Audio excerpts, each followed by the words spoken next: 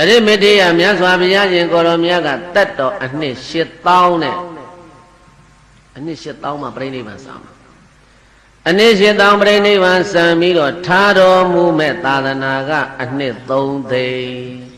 သာသနာဘယ်လောက်ထားခဲ့ပဲကဲဘုန်းကြီးတို့အခုဂေါတမမြတ်စွာဘုရားသာသနာက9000တဲ့မကွာဘူးလားဘုရားတိုက်ကွာလိုက်တာ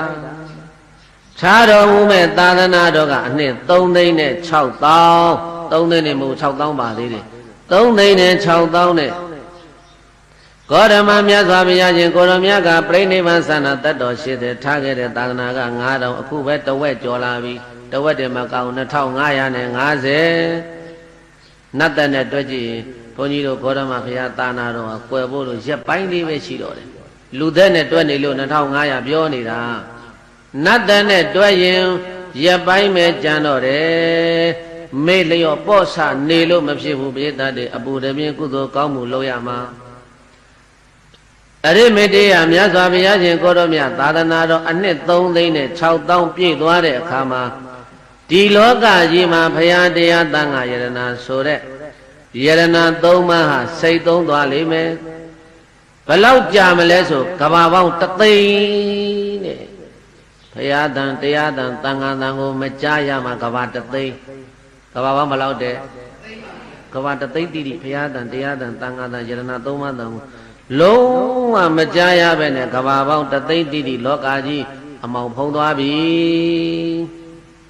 အဲ့ဒီကဘာ3သိန်းကျော်လွန်သွားတဲ့အခါမှာမန္တကဘာရဲ့လို့ဖြစ်ပေါ်လာပြီးတော့ဘုရားနှစ်ဆူပွင့်လိမ့်မယ်အဲ့ဒီမန္တကဘာမှာဘုရားနှစ်ဆူ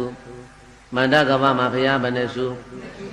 တနေ့တည်းတစ်ချိန်နဲ့တစ်ပြိုင်နဲ့ပွင့်တာမဟုတ်ဘူးတဆူပြီးမှတဆူပွင့်တာဟုတ်ဘုန်းကြီးတို့ခုဗတ္တကဘာမှာဘုရား5ဆူပွင့်တယ်ကကုသနာဘုရားပွင့်သာသနာထားကပြိဋိဘံစံကောဏဂုံဘုရားပွင့်သာသနာထားကပြိဋိဘံစံ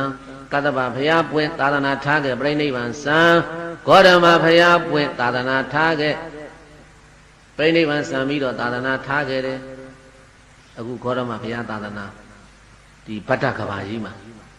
ဟောမန္တကဘာတဲ့အဲ့ဒီမန္တကဘာမှာတော့ဘုရားနှစ်ဆူပွင့်မယ်ပွင့်မယ်ဘုရားက